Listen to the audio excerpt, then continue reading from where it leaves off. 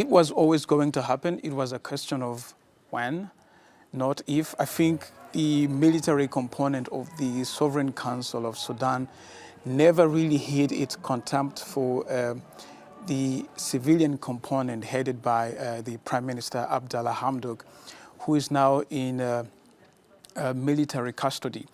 But as for the reasons that prompted the army takeover today, I think it has a lot to do with the kind of government or the kind of civilians that the army would rather deal with. The army wants civilians that it can control. It wants civilians that can submit to the military.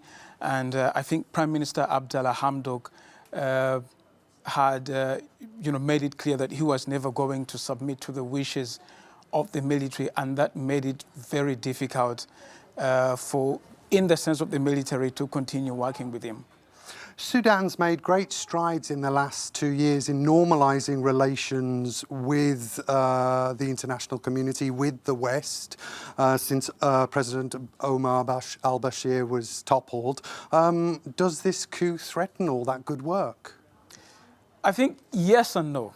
First, it depends on how the West reacts to the events in Sudan. You go down too hard on the military, and they might, turn towards Russia and China. But I also think that you are not about to see the military generals in Sudan, for example, go back on commitments about terrorism, on commitments that Sudan has signed with the International Monetary Fund and the World Bank about the country's economy and debt. But you can expect the military to drag its feet or refuse to act on things like the transfer of former ruler Omar al-Bashir to the ICC, something that the West is really passionate about.